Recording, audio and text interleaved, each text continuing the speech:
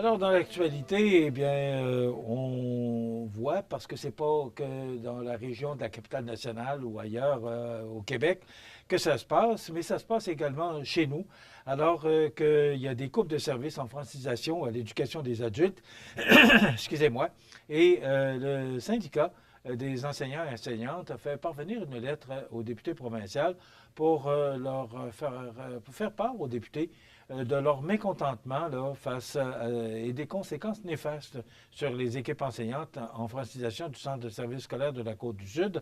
Donc, on a invité Mme Nancy Gauvin, qui est la présidente, la nouvelle présidente du syndicat de l'enseignement de la Côte-du-Sud à Montmagny. On l'a invité.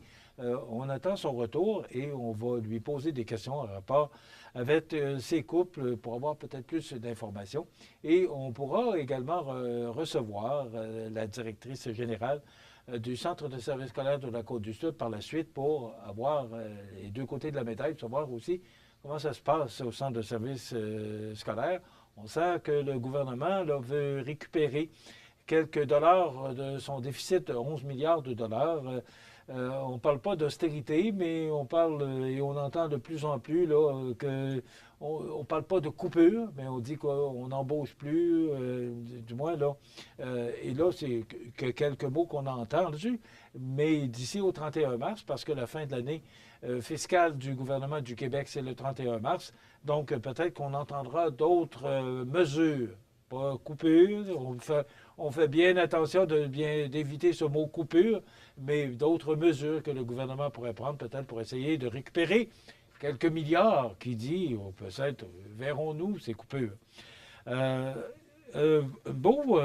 c'est l'implantation de traitement à circuit fermé des boues sanitaires à Montmagny, qui a été fait par la ville de Montmagny. Il semble qu'on soit la seule municipalité au Québec.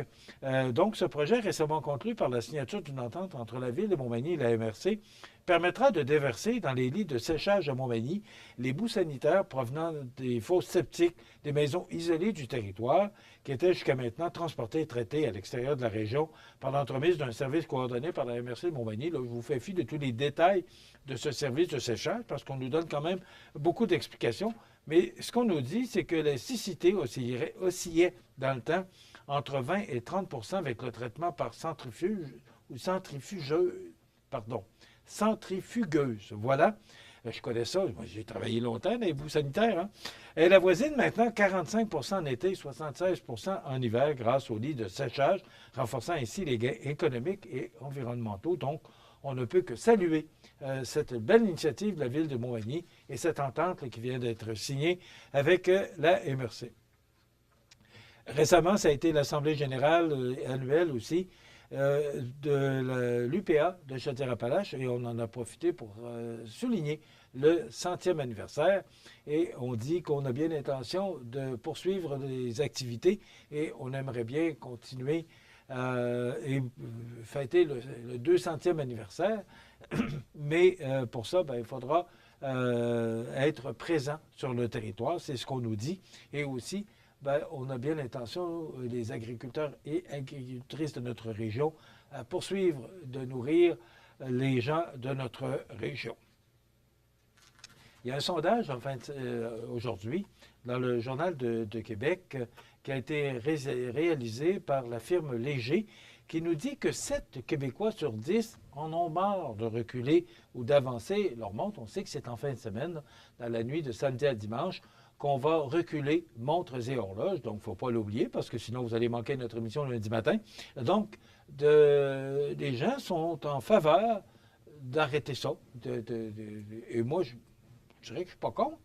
Ce qui est surprenant, par exemple, dans ce sondage-là, c'est que les gens qui veulent passer à l'heure d'été, 57 et les gens qui veulent passer à l'heure d'hiver, 18 Et ce qui est important de retenir, c'est que le 20 juin, la journée où le soleil se lève le plus tôt l'été à Québec, il se lèverait à 4h51 et se coucherait à 20h43, le 20 juin.